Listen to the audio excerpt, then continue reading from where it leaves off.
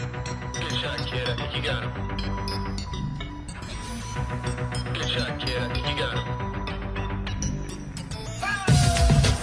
Hello there, and welcome back to some more Grand Theft Auto San Andreas. Today we'll continue on Let's Play. This is episode 44. In today's episode, we are taking a look at the valet parking side mission, which we can activate here outside the Vankhoff Hotel in downtown San Fierro. In order to access this side mission, you need to complete the mission 555 a wee tip. After that, you'll gain access to the valet outfit in your wardrobe. It's underneath special.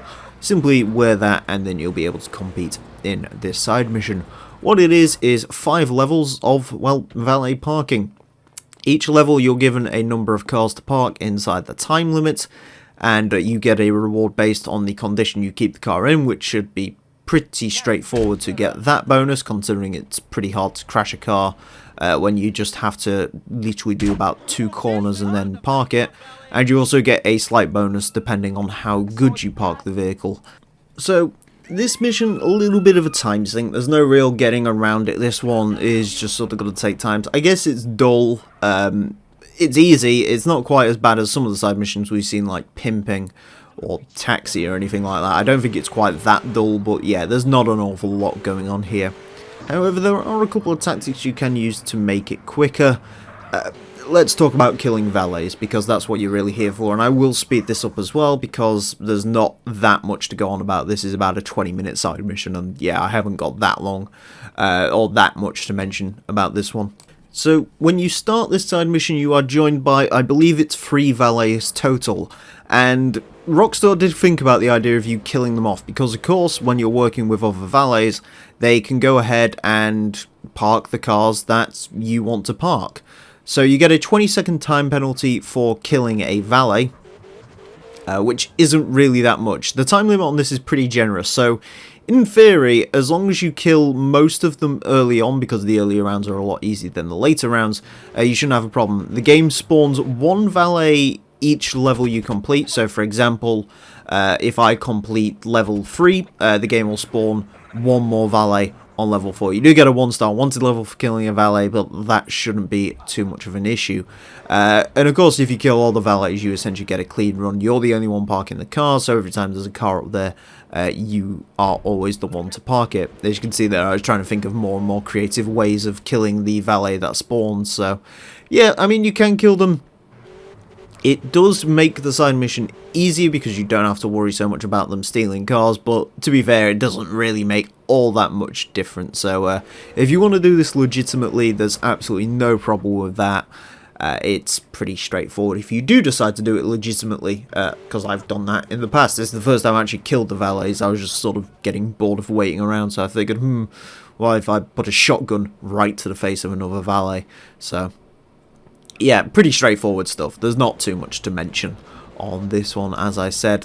Triggering the damage bonus shouldn't be too hard. I'm trying to park the cars well. You don't even really need to do that, considering you're essentially only getting about 6 seconds or so of time each time. So the best way to do this, as you can see there, I got 0 seconds for parking that car.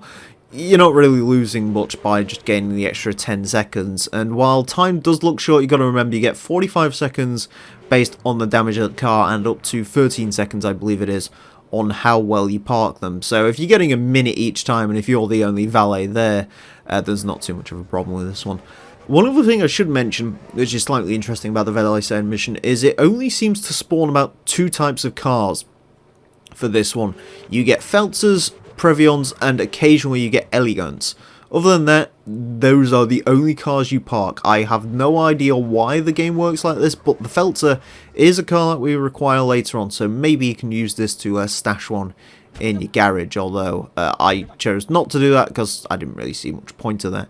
But as you can see, final level here, 7 cars to park. I was getting slightly concerned because none of them were showing up, but eventually felt to start coming in. Usually it's sort of the first 2 cars is where you bite your nails slightly and hope that they start showing up, but once you get a sort of clear run of cars... Oh, there's a Virgo. Yeah, that's actually kind of weird.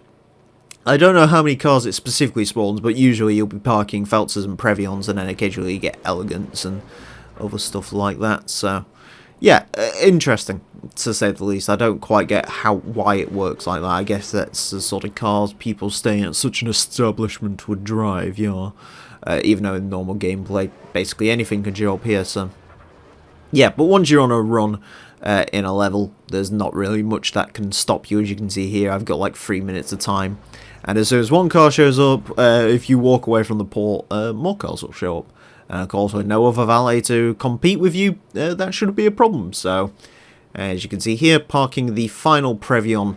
Now, yeah, again, straightforward side mission, not a lot to do this. You won't fail this. Even if you leave all the valets alive, it might take longer, but you're not failing this. It's pretty difficult to do so. And as you can see, once you have completed that, parked all the cars, you get an asset, $2,000 generated every week, which, yeah, much like in the same way that we have with the courier missions we did, of course, the Hippie Shopper and Robbie's Food Mart. They're both sort of assets that we can collect from.